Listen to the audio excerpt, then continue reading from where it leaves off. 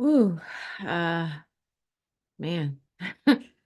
Hey, friends. I'm gonna start this episode a little differently. There's no music, no intro, no agenda, just honesty. If you've been listening to my podcast for a while, or if you're new here and somehow you found your way into this space, I want you to know something up front. um, this episode exists because I chose obedience over comfort today, to the point where I just knew that normally I would want to go and do my makeup and put on the right things and, have a certain appearance about me. And yet I just knew that if I tried to do all of that, I hashtag real talk would not do it. Um, I've been quiet, uh, not because I stopped caring, not because the work stopped mattering to me, and not because God stopped speaking. I have been quiet because life has been hitting me in a way that it's just rearranged everything.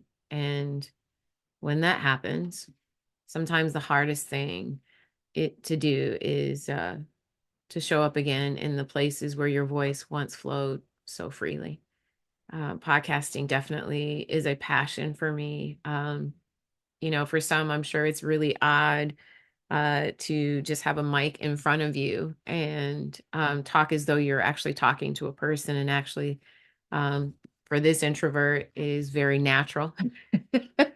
um, and I can actually see the faces of some of you that I am talking to. And so that surely does help as well. And so for a while now, I have felt a very real hesitation about stepping back into my work publicly, um, about being seen virtually. That is, if I'm really, really brutally honest with you, that has been a hesitation since day one.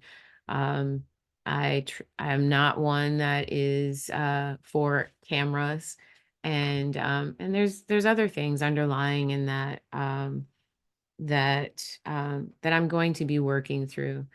You know, being seen, turning the mic back on, showing up on video, podcasting again. Being completely honest, the resistance was not about strategy or clarity or timing. It was just simply fear, fear of missing God, fear of getting ahead of God, and fear of making a mistake that maybe I wouldn't recover from. Is that too real for you? Well, if you've been listening to this podcast for any bit of time, you know that's me. I will be real, and maybe that's not your cup of tea or coffee. That's completely okay. God has made billions of people throughout the world. And so it is very clear to me that I will not be everybody's cup of tea or coffee. But for those of you that I am, here I am. And I'm thankful that God, um, and his never ending mercy has decided to continue on with me in this way. And so I am going to endeavor to do so by his grace. And so if you're a Christian woman entrepreneur, you already know this kind of fear that I'm talking about. It is the fear that sounds spiritual on the surface, but quietly it just keeps you stuck. A little over a month and a half ago, my grandson, Emmanuel, tragically passed away. And saying his name out now loud still takes my breath, as you can see. um, Emmanuel, God with us. His life was short, 18 years. Uh, and his impact was so massive. It is so massive. And somehow in the grieving, a thought has begun to whisper to me that if I move forward, if I step back into what I've been doing for work. And if I show up online, will he fade? Will his name get lost in the noise of life continuing? And so part of me felt like staying still was a way of honoring him. Like, whew, if I paused long enough, maybe I could preserve him. But here's what grief does. It can blur obedience, not in obvious ways, obviously, in very quiet ways, actually, in hesitation, in procrastination, in waiting for certainty that God never promised to give before movement. And that is where I have found myself in the past few weeks. Still loving God, still trusting Him, still believing that He is faithful, um, but not moving. And so today I showed up for a coaching call that I could have easily, you know, honestly, felt like I wanted to postpone. Um, and yet, to be honest with you, I showed up to that call with no plan. I showed up with no expectation, really just a willingness to be present. And in that space, something shifted. Uh, we talked about God's faithfulness. We talked about the way clarity comes when we slow down enough to notice his cues. We talked about how peace is not passive, it's actually very directional.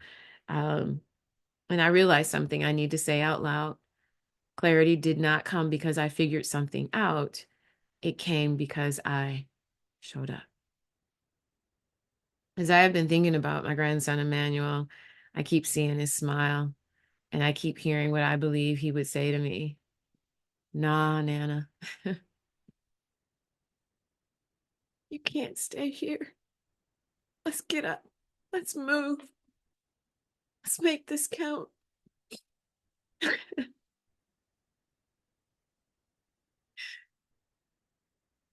And that hits me in a way to just say, moving forward does not erase his legacy.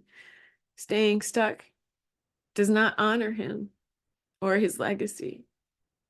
Actually living fully, faithfully, obediently, that is what keeps legacy alive.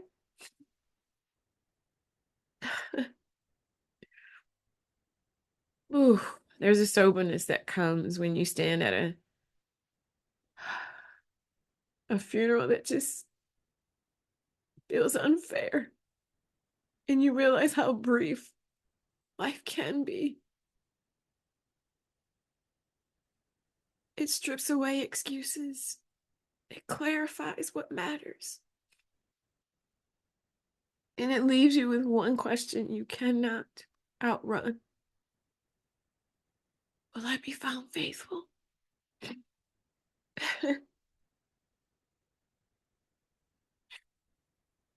Not flawless, not impressive, faithful. So today, getting back in the saddle, not because everything feels easy, as you can see, not because grief is done or gone, as you can see, not because fear magically disappeared. Oh God, shaking in my boots as I am talking right now.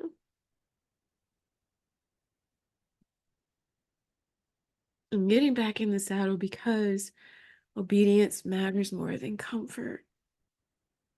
If you're listening to this or watching this and you have been holding your breath, if you have been waiting for certainty before you move, if you've been afraid of getting it wrong, missing God, or making a mistake that feels too costly, I want you to hear this clearly. God does not require perfection from you. He's asking for obedience, and peace will tell you what's safe. You know, scripture says that there's a voice behind you that says, "This is the way, walk in it."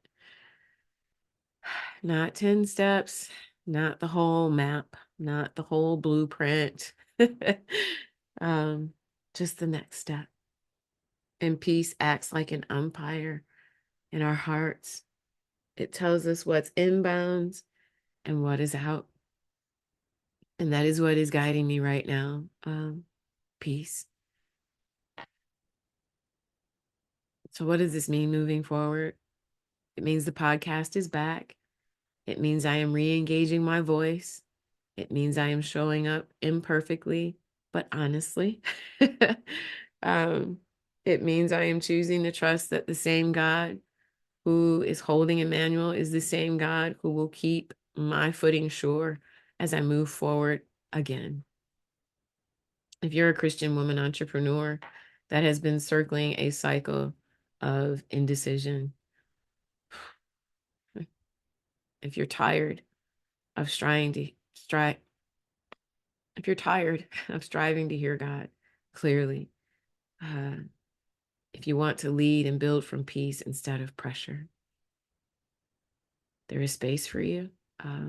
I created the Unhindered Woman Collective for women exactly like us, women who love deeply, women who are tired of overthinking obedience, women who want clarity without striving.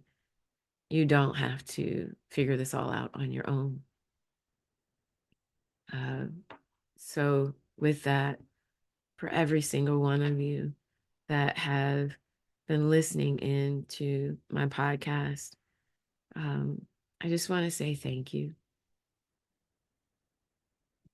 Thank you for being here. Thank you for holding space for this moment of me re-engaging. Thank you for letting this episode be what I needed it to be. I'm here. I'm listening. And I am moving forward one step at a time. And hey, friend, God is with us. Always. Till our next time. See you soon.